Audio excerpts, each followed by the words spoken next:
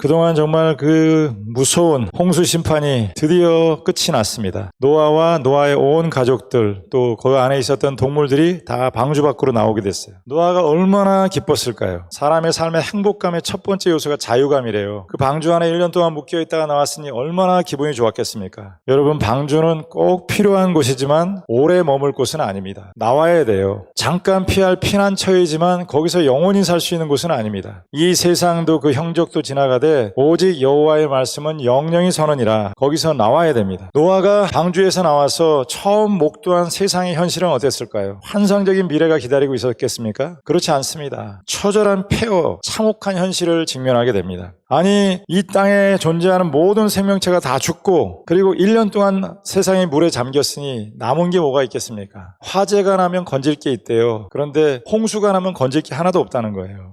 배 안에서 대충 예측은 했겠죠. 나가도 녹록한 삶이 되리지는 않으리라 예측은 했겠지만 나와보니까 이렇게까지 참혹하리라고는 생각을 못했습니다. 존재하는 모든 것이 다 사라졌습니다. 참 심판이라고 하는 것은 무서운 거예요. 죄를 지을 땐 몰라요. 언제나 죄는 달콤한 쾌락이 동반이 됩니다. 근데 그 죄의 결과는 어마어마한 참혹한 비참한 참상을 만들어냅니다. 여러분이 만약에 노아의 자리에 있다면 여러분 무슨 생각이 들겠습니까? 나와서 이 비참한 현실을 목도하고 무슨 마음이 들까요? 제가 어제 하루 종일 설교 준비하면서 노아의 입장에서 생각을 해보니까 그런 생각이 들었을 것 같아요. 길이 없다. 하나님 외에는 다른 길이 없다. 오직 하나님밖에는 다른 길이 없다. 노아가 취한 일은 제단을 쌓고 짐승을 잡아서 하나님께 예배를 드리는 쪽을 택합니다. 여러분, 사람이 아픔이 생기면 하나님에 대해서 눈을 뜨게 돼요. 좋은 일이 있을 때 하나님에 대해 눈을 뜨는 게 아니라 고통이 생기면 하나님에 대해서 눈을 뜨게 됩니다. 사방의 인생의 길이 다 막히게 되면 비로소 하나님에 대해서 눈을 뜨게 돼요. 보통 때 다 교회 나옵니다. 하나님도 믿어요. 그런데 그런 것과 절대절명의 상황에서 하나님을 만나는 것과는 차원이 달라요. 노아는 지금 기가 막힌 현실 앞에 서 있습니다. 폐허 더미 위에 서 있어요. 남은 게 없습니다. 건질 게 없어요. 그 가운데에서 폐허 더미 위에다 제단을 쌓고 지금 하나님을 예배하는데 그의 심정이 어떨까요? 여러분, 이런 예배는 장난이 아닙니다. 이런 예배는 농담이 아니에요. 거짓말이 아닙니다. 형식이 아닙니다. 그냥 마음을 쏟아놓는 예배예요. 적당히 와도 그만 안 와도 그만 나 하나 빠진다고 무슨 차이가 있겠어. 그런 예배와 순간적으로 이렇게 드리는 예배와 완전히 다른 예배예요. 예배 없으면 죽을 것 같아요. 하나님 없으면 단 한순간도 숨을 쉬고 살 수 없을 것 같아요. 공황장애를 앓는 분 얘기를 들어보니까 하늘이 코앞에 있습니다. 누가